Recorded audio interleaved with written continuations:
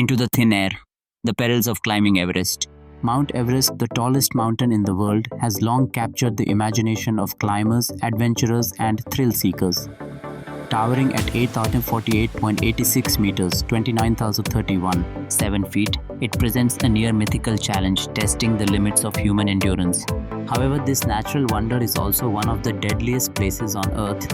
In 2023 alone, the mountain claimed an unusually high number of lives.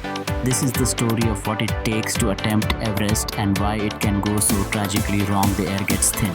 At sea level, the human body is accustomed to a rich supply of oxygen. But at the summit of Everest, oxygen levels are just a third of what they are at sea level. Without supplemental oxygen, an unacclimated person would be unconscious within minutes. Even those who are well-trained and experienced in high-altitude climbing face overwhelming physical stress. The expedition usually begins at Everest Base Camp, located at an altitude of approximately 17,500 feet. Others develop more severe altitude illnesses, such as high-altitude pulmonary edema, HAPE, or high-altitude cerebral edema, HACE, both of which can be fatal if not addressed swiftly. Dr. Emily Johnston, an experienced mountaineer and physician trained in wilderness emergencies, explains that altitude affects the body in dramatic ways. She has summited Everest 3 times and climbed the highest peaks on all 7 continents. Her insights are invaluable for understanding the true dangers of the mountain. At 2,500 meters, you start to see changes in physiology, but at base camp, which is over 5,300 meters, you've already lost half the oxygen in the atmosphere. That puts tremendous pressure on every system in your body, she explains. Sanitation and disease. With hundreds of people living in close quarters at base camp during climbing season, sanitation becomes a significant concern. Many climbers report suffering from gastrointestinal issues caused by poor hygiene and contaminated food or water. Nausea, vomiting, and diarrhea are common, and these conditions can severely weaken climbers before they even begin their ascent. Many trekkers fly directly into high-altitude regions without allowing adequate time for acclimatization. This makes them especially vulnerable to GI bugs and altitude sickness, compounding the already arduous journey ahead. The Khumbu Icefall, a death trap. One of the most treacherous sections of the ascent is the Khumbu Icefall, a frozen river of constantly shifting ice, riddled with deep crevasses and towering seracs, ice towers. In 2014, an avalanche in this region claimed the lives of 16 climbers in one of the deadliest incidents in Everest's history. The icefall is dangerous not only because of its unstable terrain, but also because rescue operations are nearly impossible here. There are no flat surfaces to land helicopters, and extracting an injured climber requires immense effort and luck. The ice can fall on you or you can fall into a crevasse, says Dr. Johnston. It's a moving maze of death. Climbers rely on specialized gear such as crampons, harnesses, ice axes, and carabiners to navigate this deadly terrain. However, the very tools meant to protect them can become lethal if not handled properly. For instance, an out-of-control ice axe can cause severe injuries or worse. Essential gear and skills. Dr. Johnston demonstrates her essential high-altitude gear. A down suit for warmth, massive mittens layered with inner gloves, and a secure harness system. One vital tool is the ice axe, which is used not for walking but for self-arresting in case of a fall. If a climber slips, they must quickly dig the pick of the axe into the snow and assume an anchor position to prevent a fatal slide. This is not a walking stick, it's your emergency brake, she says. And that's why we don't use wrist loops. If you lose control and it's attached to you, it can kill you. Ascending the mountain. From base camp, climbers proceed to Camp 2 at around 21,500 feet, then ascend the Lhotse face to reach Camp 3, which sits on a 30-degree snow slope interspersed with exposed rock ledges. The journey becomes increasingly perilous with each step upward. One of the major risks at this stage is that climbers who have been ignoring early symptoms of altitude sickness can suddenly deteriorate. High-altitude illnesses like HAPE and HACE can manifest rapidly and are difficult to diagnose. Symptoms like confusion, impaired coordination, and hallucinations can lead to deadly mistakes. HACE, for example, is essentially brain swelling caused by lack of oxygen. The brain expands within the skull, pressing downwards through the base in a process that can be fatal if untreated. Immediate descent is preferred. The final push and perils of descent camp 4, the edge of the death zone, a place so alien to human physiology that no one can survive here for long. At 26,000 feet, every breath is a battle. Bodies begin to fail. Cuts don't heal, infections spread rapidly, and the body begins consuming itself to survive. This is the last staging ground before the summit push, and from here on out, survival hinges not just on physical strength, but on mental clarity, resilience, and luck.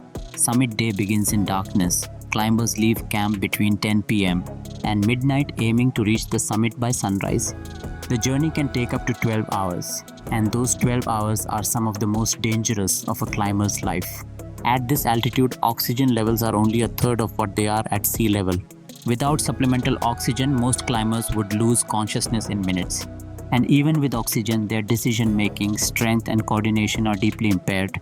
Climbers often go without eating or drinking, their bodies too stressed to demand sustenance. They are sleep-deprived, emotionally spent, and physically broken. Every step toward the summit is a victory over nature, but the true test begins once they turn back. Between 1921 and 2006, 56% of Everest deaths occurred during the descent, and the reasons are grimly consistent: exhaustion, disorientation, hypoxia, dehydration, and poor decision-making. At the summit, adrenaline spikes. Climbers feel a surge of euphoria. They did it. They conquered Everest, but that feeling can be fatal. As Dr. Emily Johnston explains, you think you won the game, but you haven't. You have to get all the way back down. The return journey is often rushed, fogged by mental fatigue. Climbers make navigational mistakes, turning right when they should go left, misjudging paths, underestimating weather. They become confused, disoriented. Some sit down in the snow and never get up again. Others push on blindly, dehydrated, snowblind, or hallucinating. A safe descent is not guaranteed. Snow blindness and its risks. Snow blindness or ultraviolet keratitis is a painful and dangerous condition that can develop during or after summit attempts. Caused by intense UV radiation reflecting off the snow, it damages the corneas. Symptoms appear the next day: severe pain, blurry vision, and the sensation of having sand in your eyes. In advanced stages, climbers may be unable to open their eyes at all. Without sight, navigating Everest's razor-thin ridgelines or icy slopes becomes impossible. And above the South Pole, rescue is often out of the question. Imagine being on a knife-edge ridge, blind, exhausted, and freezing with no one to lead you. One misstep is a 1,000-foot drop. The only option is to descend while partially or fully incapacitated, and that option often ends in tragedy. The crowd problem 2023 was a particularly deadly year on Everest, not because the mountain changed, but because the number of climbers surged. Everest, despite its dangers, is still one of the more accessible 8,000-meter peaks, thanks to established routes, oxygen supply chains, and support infrastructure. But with popularity comes peril. On narrow passages like the Hillary Step or the Summit Ridge, bottlenecks can form. Climbers are forced to wait in freezing temperatures for hours, burning through oxygen and exposing themselves to hypothermia and frostbite. When everyone aims for the summit on the same clear day, disaster looms. Many climbers are also what Dr. Johnston refers to as box checkers. People driven not by the mountain itself, but by the prestige of saying they summited Everest. They train hard, yes, but often lack the deep mountaineering experience required to handle the mountain's volatile conditions. When things go wrong, they don't know how to improvise, self-rescue, or retreat. That inexperience combined with summit fever creates a deadly mixed gear can make or break you. The right gear is not a luxury, it's life-saving. But even the best gear can become a hazard if misused. Take the ice axe, for example. It's a rescue tool designed to anchor a climber during a fall. But if it's attached with a wrist loop and lost control of during a slide, it becomes a dangerous projectile. That's why guides like Dr. Johnston avoid wrist loops. They know that control is everything. Crampons, harnesses, mittens within mittens, glacier glasses, every piece of equipment must function flawlessly at 40 below zero. A broken crampon, a torn oxygen mask, a missing glove. These are small problems that become lethal at high altitude. The hidden killer, cerebral and pulmonary edema. Even more insidious are the invisible threats. high-altitude pulmonary edema, HAPE, and high-altitude cerebral edema, HACE. HAPE floods the lungs with fluid, suffocating the climber from within. HACE, even more terrifying, causes the brain to swell. As pressure builds inside the skull, it leads to confusion, hallucinations, coma, and death.